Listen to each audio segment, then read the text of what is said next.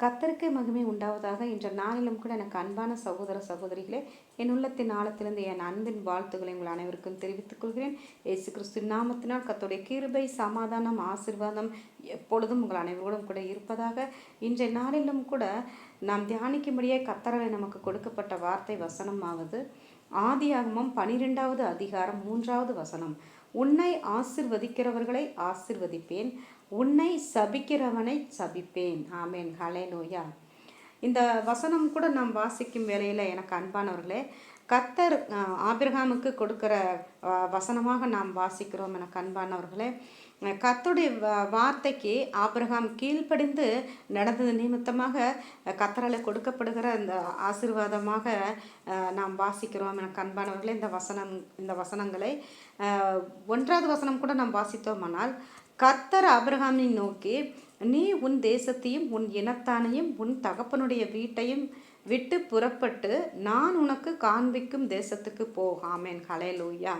இந்த வசனம் கூட நாம் வாசிக்கும் போது எனக்கு அன்பானவர்களே, கர்த்தரால் சொல்லப்படுகிற இந்த வார்த்தைக்கு ஆபிரகாம் கீழ்ப்படிந்து, கர்த்தருடைய வார்த்தை கீழ்ப்படிந்து அந்தபடியே நடந்ததன் நிமித்தமாக கர்த்தரால் கொடுக்கப்படுகிற இந்த ஆசீர்வாத வசனங்களை நாம் வாசிக்கிறோம். எனக்கு அன்பானவர்களே, நாமும் கூட கர்த்தரால் நமக்கு கொடுக்கப்பட்ட வசனங்கள், வார்த்தைகள், ஊழியர்கள் மூலியமாக ஊழியர்கள் பிரசங்கிக்கும் வேளையில், செய்தியின் வேளையிலும் கூட நமக்கு கர்த்தர் ஒரு சில காரியங்களை உணர்த்தி இருக்கலாம். நம்மிடத்தில் இருக்கிற ஒரு சில குறைகள், ஒரு சில பழக்க வழக்கங்கள், ஒரு சில காரியங்களை விட்டு நாம் விலகும்படியாகவும் கர்த்தருடைய வார்த்தைக்கு கீழ்ப்படிந்து அவருடைய வசனத்துக்கும் நாம் கீழ்ப்படிந்து நடக்கிறவர்களாக இருக்க வேண்டும் என்பதற்காக இப்படியாய் ஒரு சிலர் மூலமாக நமக்கு கர்த்தர் உணர்த்தப்பட்டிருக்கலாம். எனக்கு அன்பானவர்களே, அப்படி நாம் கீழ்ப்படியாமல்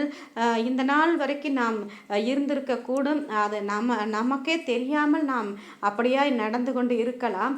இந்த நாளிலும் கூட இந்த வார்த்தை வசனத்தை நாம் கர்த்தரால் நமக்கு உணர்த்தப்பட்டு நாம் இந்த வசனத்தை நாம் தியானித்து கொண்டிருக்கும் வேளையிலும் கூட நாம் எந்தெந்த காரியங்களுக்கெல்லாம் கீழ்ப்படிய வேண்டும் என்று கர்த்தரால் நாம் உணர்த்தப்படுகிறோமோ அந்த காரியங்களுக்கெல்லாம் நாம் கர்த்தரிடத்தில் ஒப்பு கொடுத்து அந்த பழக்க வழக்கங்கள், அந்த குறைகளை எல்லாம் கர்த்தர் நமக்கு மன்னிக்கும்படியாய் நாம் ஒப்பு கொடுத்து ஜெபித்தோமானால் கர்த்தரால் நமக்கு கொடுக்கப்பட்ட அந்த ஆசீர்வாதங்கள், கர்த்தரால் சொல்லப்பட்ட வாக்குத்தத்த வசனங்கள், கர்த்தரால் நமக்கு காட்டப்பட்ட தரிசனங்கள் எல்லாம் கூட அதை கட்டாயம் நிறைவேற்றுவார். எனக்கு அன்பானவர்களே, நாம் கர்த்தருடைய சொல்லுக்கு கீழ்ப்படியாமல், அவருடைய வார்த்தைக்கு கீழ்ப்படியாமல் நடந்து கொண்டே இருந்தபடியினாலும் கூட கர்த்தரால் நமக்கு கொடுக்கப்பட்ட அந்த ஆசீர்வாதங்கள், தரிசனங்கள், வாக்குத்தத்தங்களும் கூட இந்நாள் வரைக்கும் நம்முடைய குடும்பங்களை நமக்கும் நிறைவேறாமல் அது ஒரு தடையாகவே இருந்திருக்கலாம். எனக்கு அன்பானவர்களே,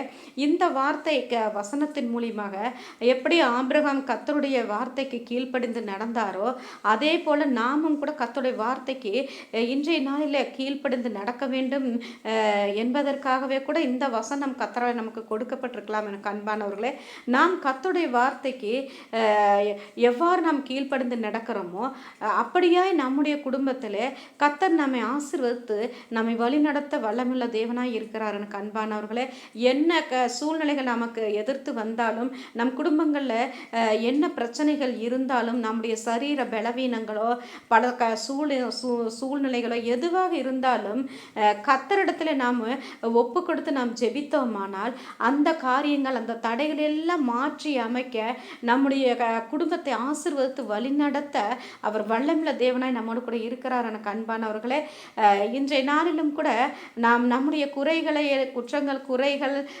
நம்மையே அறியாமல் நாம் ஒரு சில காரியங்கள் செய்து கொண்டு இருந்தோமானால், அந்த பாதையில் நடந்து கொண்டே இருந்தோமானாலும் இன்றைய நாளில் அதை நாம் கர்த்தரிடத்தில் ஒப்பு கொடுத்து ஜெபித்தோமானால் கர்த்தர் அந்த குறைகளெல்லாம் மன்னித்து நம்மை ஆசீர்வதித்து வழிநடத்த வல்லமுள்ள தேவனாய் இருக்கிறார். எனக்கு அன்பானவர்களே, நம்முடைய மன விருப்பங்களை எல்லாம் நிறைவேற்றவும், நீ வேண்டிக் கொள்வதற்கும் நீ நினைப்பதற்கும் மேலான கிரியைகளை நான் உனக்கு செய்வேன் என்ற வார்த்தை வசனத்தின்படியும் நம்மை வழிநடத்த வல்லமுள்ள தேவனாய் நம்மோடு கூட இருக்கிறார். எனக்கு அன்பானவர்களே, நாம் அப்படியே நம்மை ஒப்பு கொடுத்து ஜெபிக்கலாம்.